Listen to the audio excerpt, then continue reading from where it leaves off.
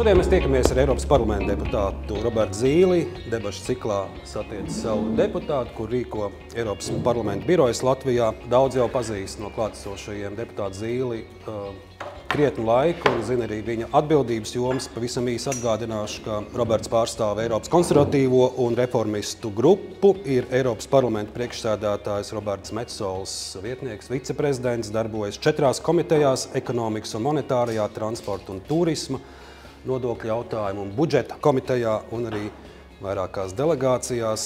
Mūsu šodienas sarunas pamatēma ir veltīta Latvijas ekonomikas izaicinājumiem un plānotajam Eiropas Savienības daudzgadu budžetam.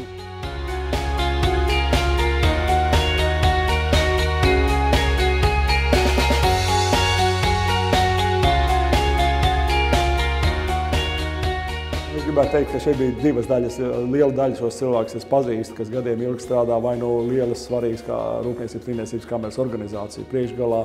Un tie cilvēki, mēs vienmēr runājam par profesionālām lietām, tāpēc dažreiz mēs aizējām pārāk lielās detaļās. Un otra daļa bija jaunieši, kas bija ļoti daudz, bet es domāju, ka arī viņiem tā bija laba skola no tā, ka cik sarežģīta ir tā politiskā puse un arī biznesa puse, kad viņi sastopās un kad ir konkrētas problēmas, kuras ir jārisina un kas mūs sagaida nākotnē ar drošību, ar ekonomisko situāciju, ar biznesa iespējām. Tas viss bija šodien diskutēt. Un mēs apskatījām pamatā ar finansēm saistītas lietas, gan par to, kā mēs tagad pašreiz tērējam Eiropas naudu, gan šeit Latvijā, gan kopā Eiropā, gan to, kas mūs sagaida nākošajo 7 gadu budžetā, kas šogad ir uz starta sākums, man liekas, sarunām, varētu teikt, un kas nozīmē, ka tas mūs varētu ietekmēt līdz pat 2034. vai pat 35. gadam, tālu it kā no šodienas 10 gadus uz priekšu, bet tas ir svarīgi saprast jau tagad un mēģināt izdarīt to, kas ir Latvijas un Baltijas interesēs, tur kopīgi ar valdībām un kopīgi ar biznesa aprindām.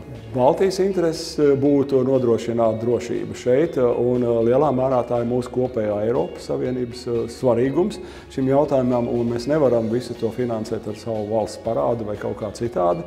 Un tas ir jāizmanto, ka tā ir visas Eiropas interesēs, un šoreiz ir jāparāda solidaritāte pierobežu valstīm, tādas kā Baltijas valsts, kā Somija, kā Polija.